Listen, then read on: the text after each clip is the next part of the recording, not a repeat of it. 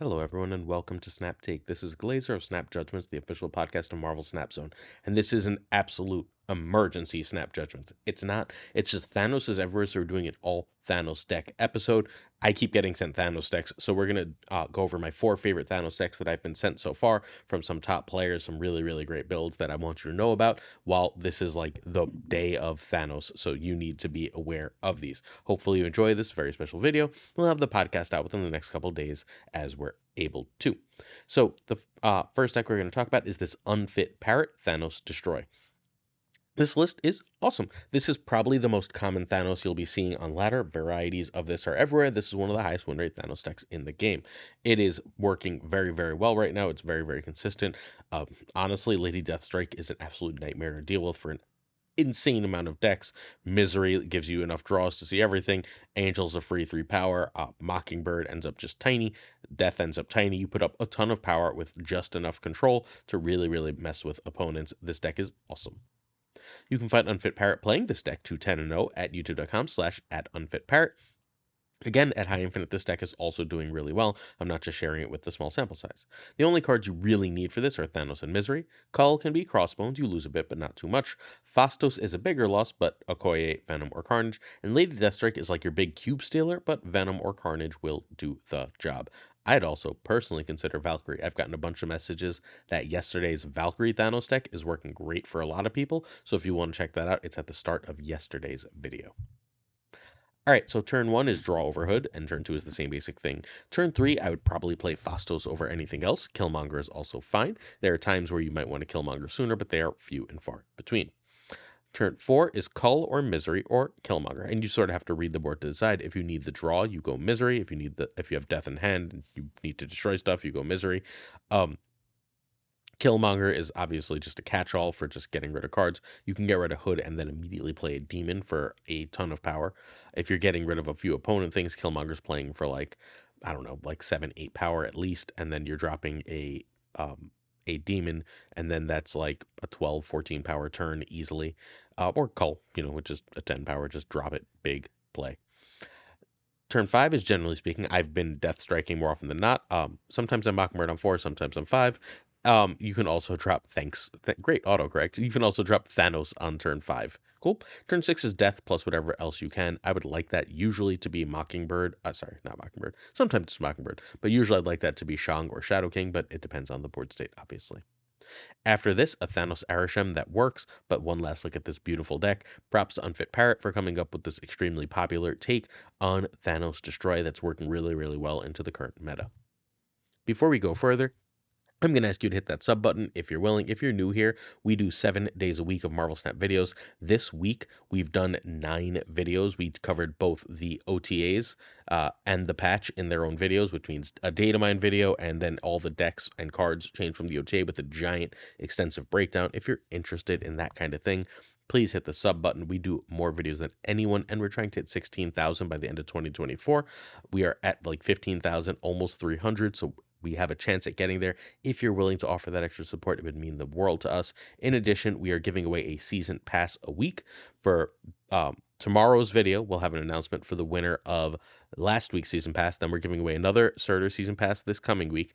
And in addition to giving away that surtur season pass this coming week, we will be going forward after that. It'll be the new seasons on the horizon, and we'll be giving away 5 of the new season pass, which is going to be Galactus. So if you want season passes, this is our way of giving back to the community. Make sure you sub, like, and then later this video, I'm going to ask you to leave a comment, and that comment enters you to win the season pass. All right, next up we have Teebs Thanos Arishem.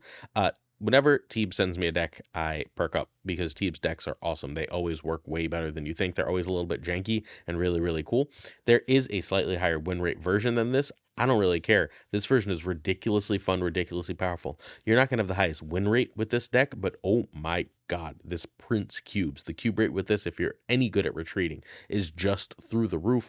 As you're dropping like Cersei on 5s and getting huge things, you're blinking away your Agent Coulson, and who the hell knows what's coming out of that. Like, there's just a million really, really cool plays. Speed is humongous. This list is absolutely awesome. Also, I know Uatu's not in a lot of these decks. I don't like M'Baku very much. If I was cutting things, M'Baku, like, and I had all the cards, M'Baku would be my first cut. But Uatu is so good in this list. Well, I guess M'Baku's fine because, like, with Thanos and Arishem, you're very unlikely to see a specific card. But whether Uatu's in hand or not, you know at the right locations at the start of the game, and you can start setting up, right? Like, you can play there, avoid there, and it's just really, really useful. So you can find Teebs at twitch.tv/Teebs. Teebs is wonderful. This deck needs Arishem, Thanos, and Loki. Cersei, Blink, and Mockingbird can be Alioth, Legion, and Blue Marvel. And yes, that would be the other. Oh, Legion's in this. That could be Alioth, Blue Marvel, and just whatever big 410, excuse me.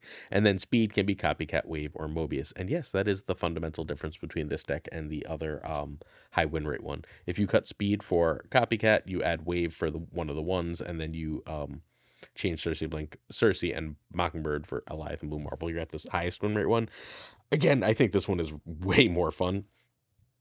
And they're both comparable in strength. Like, I don't think one is significantly stronger than the other in any way, shape, or form. Arishem Loki, Arishem Loki Thanos, I mean, genuinely, is just a real thing right now, and it's so freaking cool. I'm so excited for this deck. All right, so turn 1, we want Loki over draw. Turn 2, Coulson over Loki over draw over speed. Turn 3 is the same thing as 2. Turn 4 is Blink or Cersei if possible. Oh, and if sometimes you can just get out of Marie Mockingbird, if that's perfectly fine as well. Mockingbird just gets cheaper the longer you hold her, though, so there's no sense in playing her early if you don't have to. Turn 5 is the same basic thing as 4.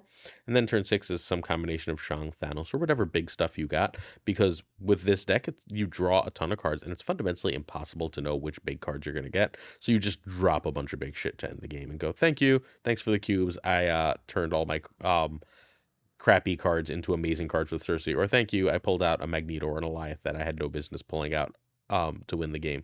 And it's just so cool. Play this list, friends. Play this list. Thanos, Loki, Arishem, all in one deck. And it frickin' works. I love Marvel Snap sometimes. Everyone who's like, Marvel Snap has been terrible. I mean, look what they just gave us. This deck is amazing. Hey, if you want to see some gameplay from these decks, please do check out the stream team. I'll be streaming a little bit over the next few days too, if you want to check me out at Pulse Glazer. But today, Saturday, FaThorNewman has been streaming for a little bit. I don't know when this will go live. Maybe he's still live. Go check it out. And tomorrow will be Obihaved streaming. Tuccrr will have a video up of yesterday's decks. Speaking of Tuccrr, Tuccrr posted this Thanos deck that Skada sent him. This is Big Dumb Thanos, is what I'm going to be calling this one. This is the Surtur Idiots deck, right? The Surtur Scar Idiots deck, except it's a Thanos shell because Thanos is a 10 that you can often play for 5, and it gives you draw to see all your things, and it gives you 1s for Call Obsidian without extra work.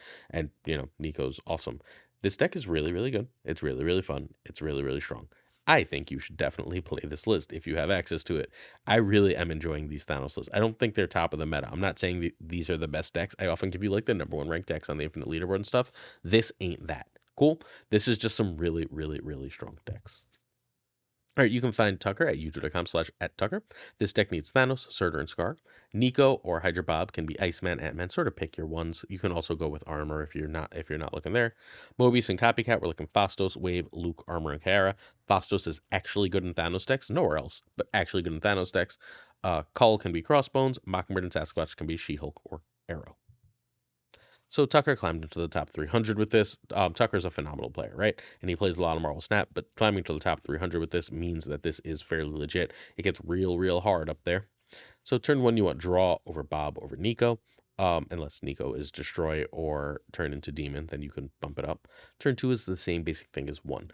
Mind Stone is no longer as clear of a snap, but if you're feeling if you snap on Mind Stone, you're probably going to win more cubes than you lose if you're pretty good. Just so you know. There was a point earlier in Thanos' history when the stones did more positive things for more than just Thanos, that the stones were like seeing Mind Stone and being able to go like with a Soul Stone or a Time Stone or whatever was an auto snap. That's no longer the case.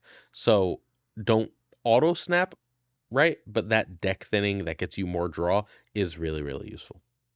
Turn 3 is Surtur over Mobius, unless Mobius wins you the game, and Mobius wins the game against several matches. If you think you're facing a Sarah, then drop Mobius. If you think you're facing a opposing Scar deck, drop Mobius. If not, Surtur's fine. Also, Mobius might be better if you don't have any 410s, right? Then you drop a 410 on turn 4. Then Mockingbird or Sasquatch on turn 5, especially if you had to play a few smaller cards. You can often get out Sasquatch for relatively cheap. And then turn 6 is Scar plus. There are games that this just goes off where you go surtur into sort of whatever 410 into a whole bunch of cheap stuff. Like you just play a bunch of stones on turn 5. Um, and then you can go like Mockingbird, Sasquatch, and Scar at the end of the game, and then Jesus, you've won. Spoiler, you win that game 90% of the time. So this list is very strong. I really, really enjoy it. Um, I've been bored. I barely play the Surtur Idiots decks. I hit Infinite with one a bunch of seasons ago when it was like unpopular, and since then, I haven't really played them. I played them a little bit just to get a feel for them when Surtur first came out. And I don't enjoy those decks, but I enjoy this one. Adding Thanos to the mix makes this game so much more fun, and as long as he doesn't get oppressive, this is an absolute blast. And our season pass question, if you're entering to win the season pass, is really simple today. How do you feel about Thanos now? Do you think the stones need a rework, or is making Thanos's change where he starts in hand, but you still draw the normal number of cards also enough?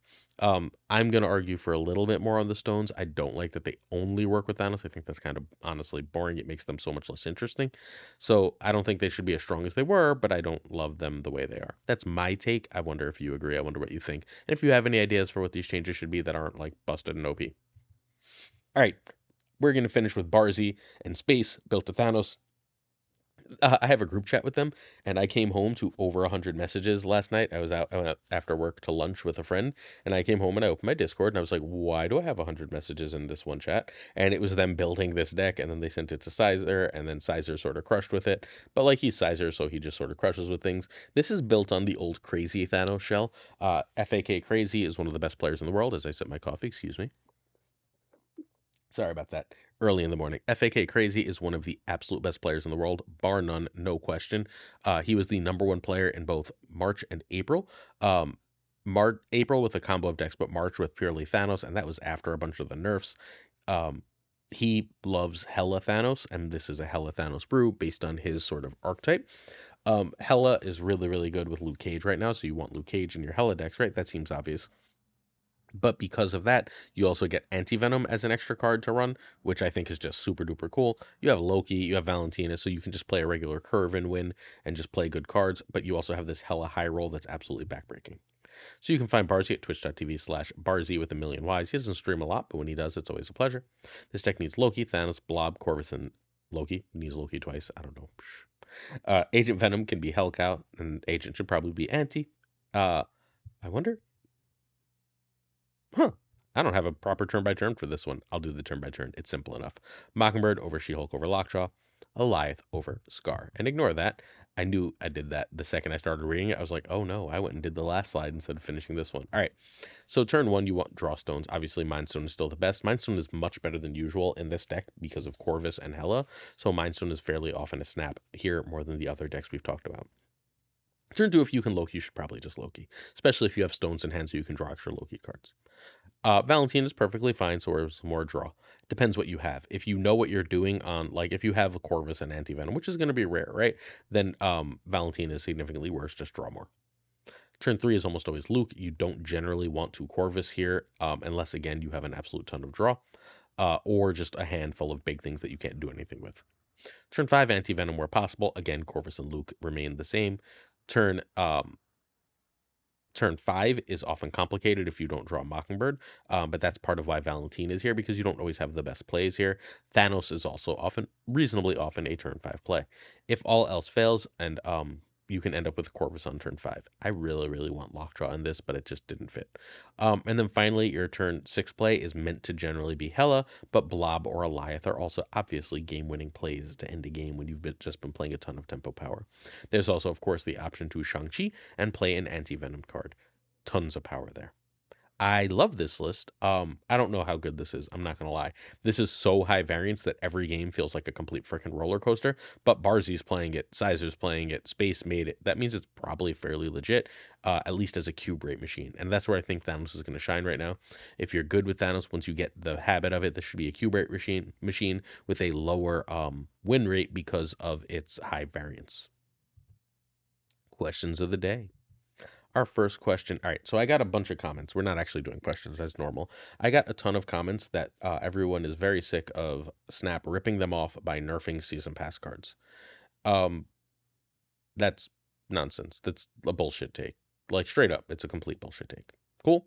Um, Scar came out in January. Scar was really, really good in Thanos decks. It was never touched.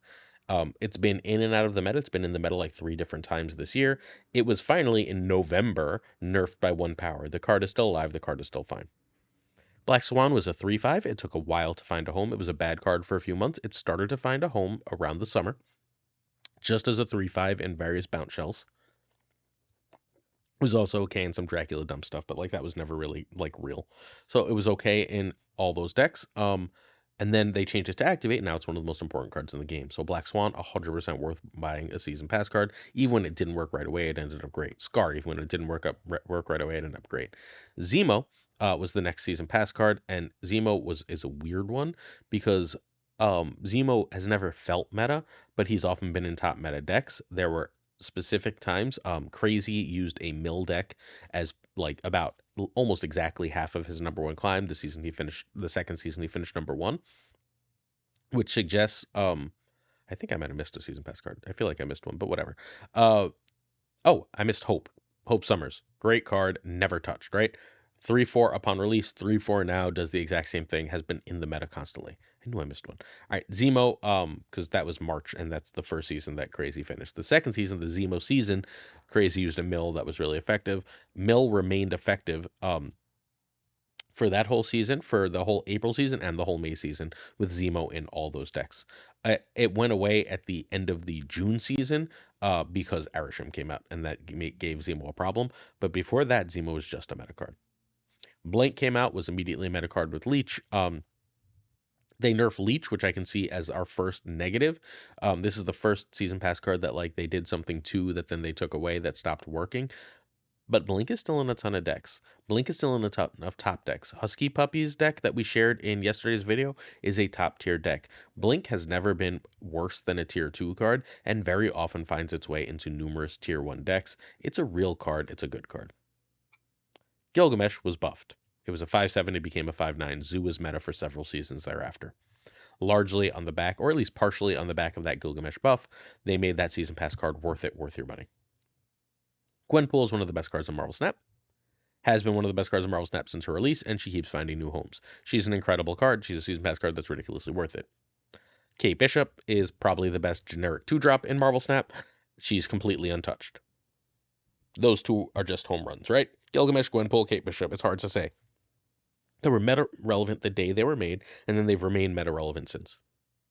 Symbiote Spider-Man's a little bit hit or miss. It's really, really, really fun, but it's not very good. They even buffed it, and it's still not very good. I think the problem with Symbiote Spider-Man is honestly that for 90% of cards, Activate is more of a miss than a hit. Like it really works for Aranya, and it really works for Black Swan, and like a lot of other things they've done with it have been kind of icky, kind of like iffy.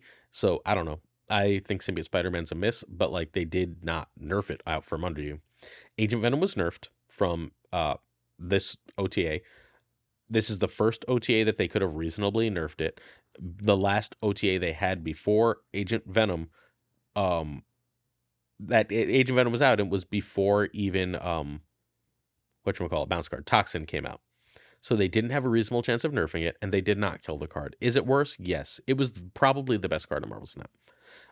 They made it just a great card. It's still an A tier card, but it is not the best card in Marvel Snap anymore. So that is your one case. Surtur lost a point of power. Is Surtur worse as a 3/4 than a 3/5? Yes, his floor is worse.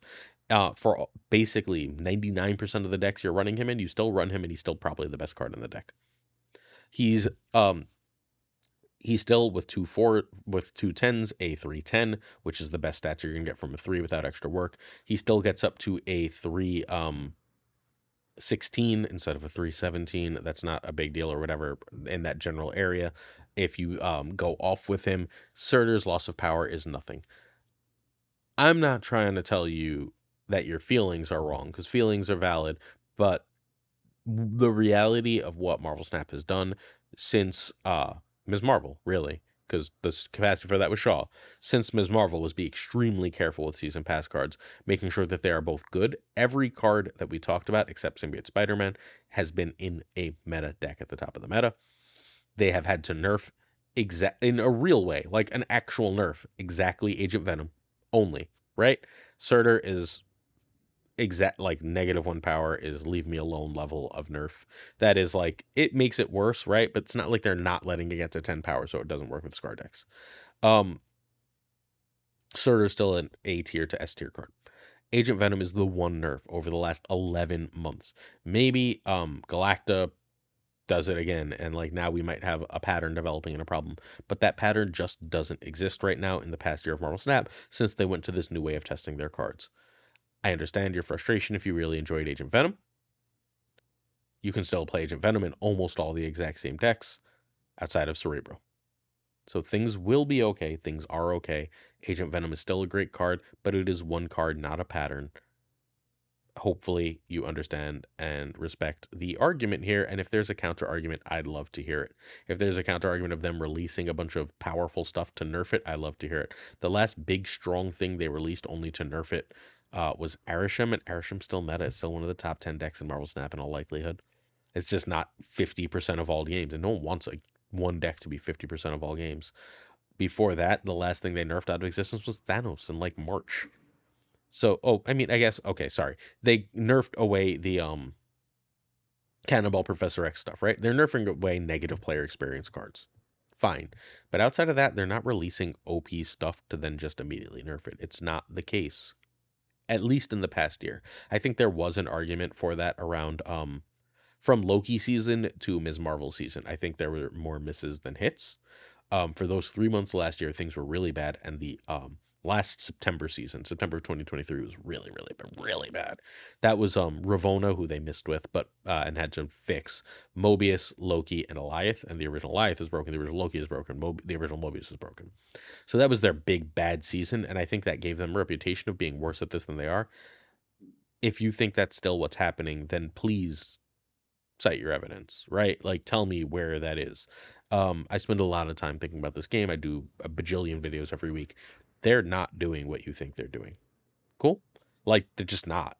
I've looked at everything, and like, they nerfed one season pass card, friends, like in a real way. It'll be okay. Please breathe. We'd certain to support on our Patreon come with on-air thanks. You can, if you're interested in the Patreon, check out patreon.com/snapjudgments.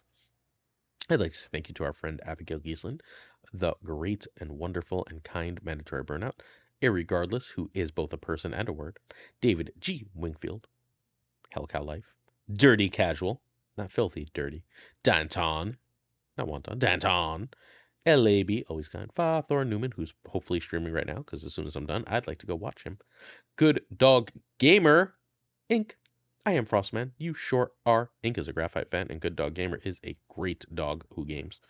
Je Navali. Thinking Poker. Check him out. Prime. Awesome poker podcast, by the way. At least I assume it's awesome because he's awesome. Primed Ryan of Primed Mind fame. Ryan Burke of The Street I Grew Up On fame. Ryan Wood of Woody fame. He's not that Woody. He's our friend Woody. Caretakes Lee, the King Questions. Koirei coming all the way from Japan. The Black Dahlia. Pyro Froze. Hey Pyro. The Goat Seeker. Hallowed. Quid Pro Joe. Fat Nick. Mr. Kerfuffle. Ginger Prime. Hey Ginge. Philip Brakovich. Racco. I gotta do a stream of the finals of the Snap Judgments League. Haplo. Kenny Loggins of the Danger Zone. Rob Silverman. Middle Row Pride. The Bizza. Notoriously. Black Jeebus 23 as well, XRC and Skippy GR rhyming friends, along with Jessica Gamble, hey Jess, Timmy Nikos, winner of Snap Judgments League Season 1, The King of Bros, bruh, The Great Kazoo, Kev Sihora, hey Kev, Luna Chris, Corwin, John Q, and Jim McHugh, Q-Town, Clam, Colonel Forbin, hello Forbin, 8th Sage, Mod Supreme Models, The Green Goblin, my favorite Osborne, Unibot, Flan 56, Real Name Town, Steven, Brian Kaufman, Tristan H. Martin, Jason B, The Fuzzy Dunlop,